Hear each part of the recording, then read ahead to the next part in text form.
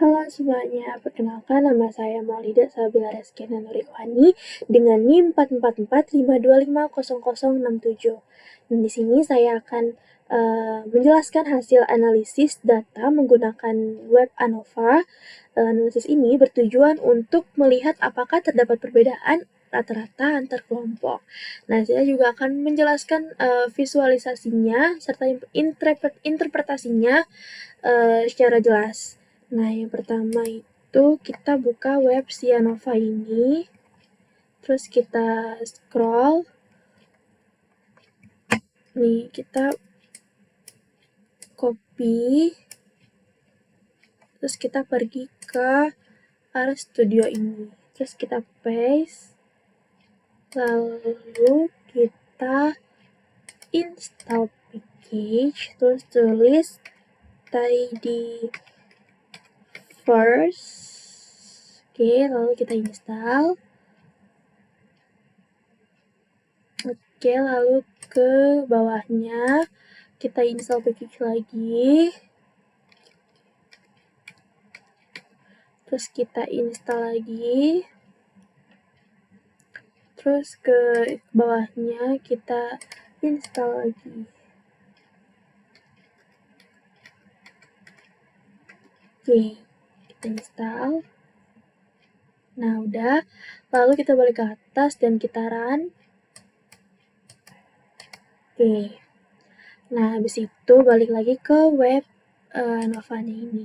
Kita scroll sampai bawah. Jadi, sintaks yang ada di kotak-kotak per kotak-kotak ini kita copy paste sampai bawah ini kita copy paste ke RStudio ini. Tapi saya punya kopiannya.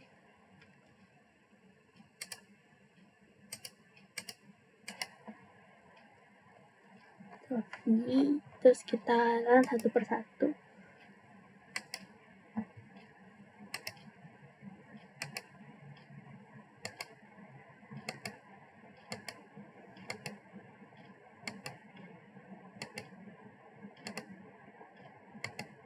Udah mulai kelihatan ada gambar di plusnya.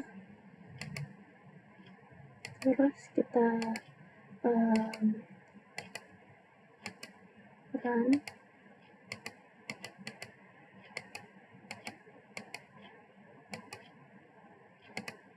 Oke, sip. Nah, terus saya mau ngejelasin per sintaksnya. Mulai dari yang pertama, baris pertama ini yaitu bagian yang untuk memanggil beberapa package yang akan digunakan dalam analisis.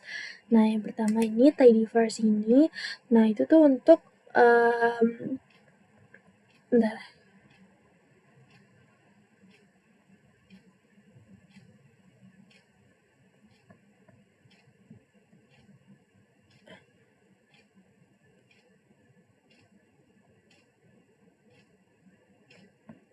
Bentar ya guys. Tiba-tiba hilang.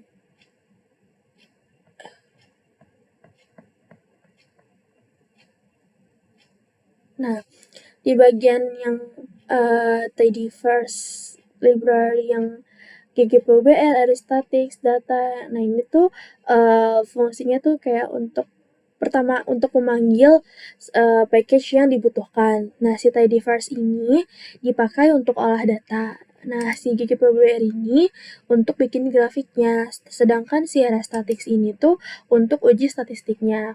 Nah, yang terakhir si plan growth ini tuh dipanggil sebagai data yang akan dianalisis. Lalu kita ke baris 5 sampai baris ke-7.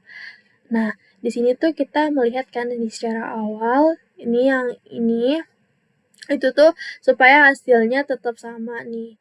Terus habis itu si sampel yang ini yang barisan ke-6 ini. Nah, ini tuh fungsinya tuh untuk ambil contoh di tiap grupnya. Terus yang ke-7 ini si ini nih levels. Nah, ini tuh untuk melihat kategori kelompoknya tuh yang ada. Nah, terus lanjut ke yang baris ke-8 sampai baris ke-9.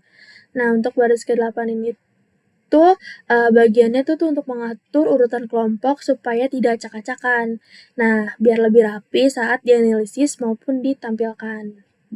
8 sampai 9. Lalu lanjut ke barisan 10 sampai ke 12. Nah, itu tuh fungsinya di sini tuh kita bisa melihat gambaran awal data dengan menghitung rata-rata standar deviasi per tiap kelompoknya. Terus barisan yang ke-13 ini tuh fungsinya tuh dibuat block spotnya untuk melihat sebaran data antar perbedaan di setiap kelompoknya.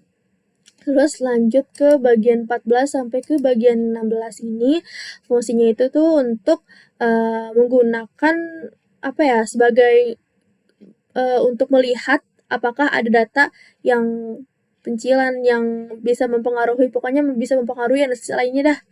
Terus yang ke-17 sampai ke 18 ini itu tuh buat model linearnya sebagai dasar untuk uji di ANOVA-nya, yaitu melihat pengaruh grup terhadap si weight-nya nih, weight. Nah, terus habis itu barisan ke-19 sampai ke 26. Nah, di sini tuh kita tuh bisa ngecek apakah datanya tuh normal atau enggaknya, dicek dari residual modelnya dan juga tiap kelompok, baik secara visual maupun secara statistik. Terus dari barisan ke 27 sampai ke 28 ini tuh di sini tuh kita bisa ngecek apakah varians antar kelompoknya tuh sama atau homogen, yang merupakan isyarat dari ANOVA-nya. Terus barisan ke 29 sampai 30. 29 sampai 30. Nah, di 93 ini tuh bagian ini tuh adalah inti dari analisis ini. Nah, di sini tuh bisa kita melihat apakah ada perbedaan rata-rata antar kelompok. Terus barisan ke 31 sampai 33. Nah, itu tuh kalau di ANOVA-nya tuh signifikan. Di sini kita lebih lihat detail kelompok namanya tuh yang berbeda-beda. Terus yang ke 34 sampai 34 sampai 41. Nah, sini tuh hasil tweaking-nya tuh ditampilkan dalam grafik. Jadi kita bisa langsung lihat perbedaan signifikan antar kelompok lewat p-value di plotnya. Ini namanya plot. Terus kita lanjut ke 44. 42 ya, kita ke 42 dulu. Ke 42 sampai 4. Oke. Untuk ini tuh dipakai kalau variansnya tuh nggak homogen. Nah, jadi sebagai alternatif di ANOVA. Terus 44 sampai 45 ini tuh uji lanjut alternatif yang tidak butuh asumsi varians lama. Terus lanjut ke 46 sampai terakhir ke 53. Itu tuh hasil James Howitt-nya ditampilkan dalam bentuk box plot. Ini box plotnya hasil akhirnya. Nah, supaya tetap bisa dibandingkan secara visual. Nah, jadi itu fungsi dari sintaks-sintaks yang ada di web ANOVA. Terus nah ini tuh fungsinya fungsi dari global environment ini tuh di RStudio tuh berfungsi untuk menampilkan semua data dan hasil analisis yang sedang digunakan. Nah, terlihat ada beberapa objek seperti plant growth, terus si PWC2 ini. Nah, itu tuh kita tuh bisa ngelihat kayak si di plant growth ini tuh data utamanya tuh berisi 30 data dan 2 variabel, lalu model RAS-OFF yang merupakan hasil analisis ANOVA. Selain itu PWC2. Nah, itu adalah hasil uji lanjut post hoc untuk melihat perbedaan antar kelompok.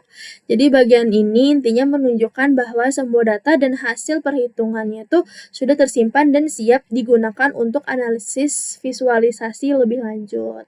Nah, kalau plots ini tuh gambar-gambar dari setiap nih yang sintaks ini terjemahannya ke sini. Nah, ini tuh dibuat data gambarnya, visualnya. Ini contohnya.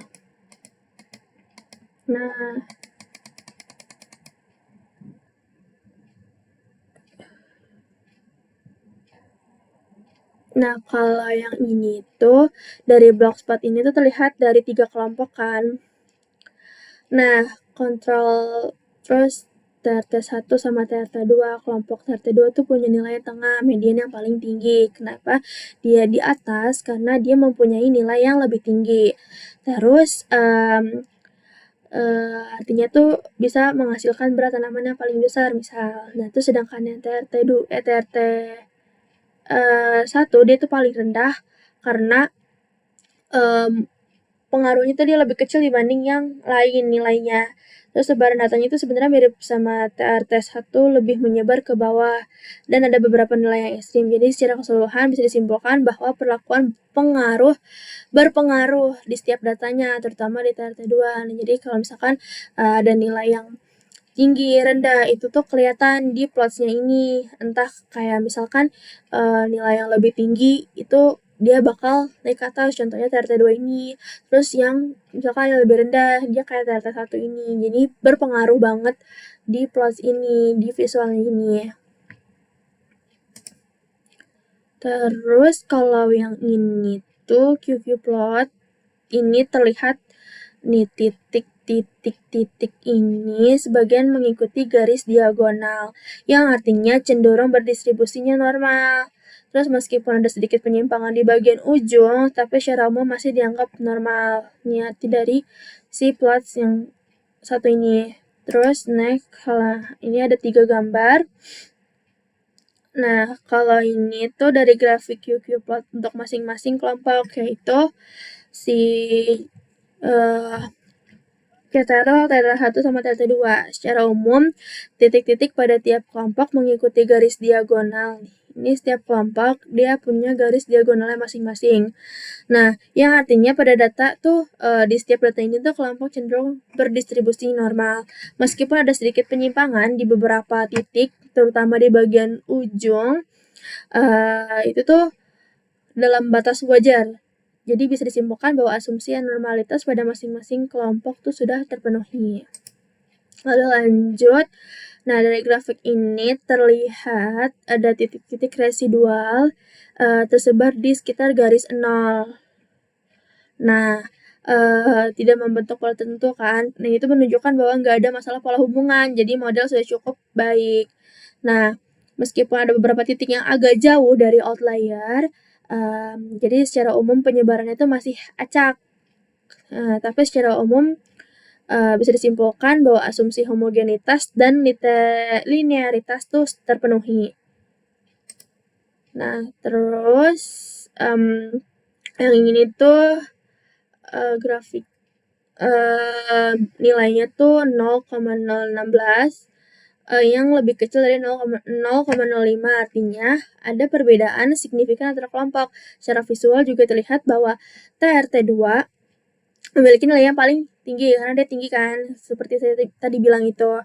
Terus TRT1 yang paling rendah, garis dengan tanda bintang ini itu tuh menunjukkan bahwa perbedaan signifikan terjadi antar kelompok tertentu, umumnya antara TRT1 sama si TRT2 ini. Jadi bisa disimpulkan bahwa perlakuan berpengaruh, terutama di TRT2 yang paling efektif meningkatkan berat tanaman ini. Datanya lah istilahnya. Terus, nah yang ini tuh perbandingan berat antar 3 kelompok, CTRL, TRT1 sama TRT2. Nah, menggunakan knowledge ANOVA yang dipakai saat variance untuk kelompok tuh tidak sama. Hasil menunjukkan nilai F ya si ini nih itu hasilnya 5,18. Terus dengan P-nya tuh 0,017. Artinya ada perbedaan yang signifikan antara kelompok. Dari Blogspot terlihat bahwa TRT2 memiliki data-data yang paling tinggi karena dia tempatnya paling tinggi. Terus sedangkan TRT1 dia paling rendah. Kenapa? Karena dia datanya mungkin paling sedikit. ya kan? Terus habis itu bintang ini menunjukkan bahwa perbedaan antara kelompok tertentu signifikan, tapi perlakuan memang berpengaruh. Jadi itu pengaruh beratnya atau banyaknya atau data-data yang ada di sini tuh berpengaruh. Bisa jadi kalau misalkan yang lebih tinggi dia naik, kalau rendah atau ini tuh dia tandanya nilainya lebih kecil atau lebih dikit. Oke. Sekian presentasi atau penjelasan hasil analisis dari web ANOVA ke RStudio. Kurang lebihnya mohon maaf. Assalamualaikum warahmatullahi wabarakatuh.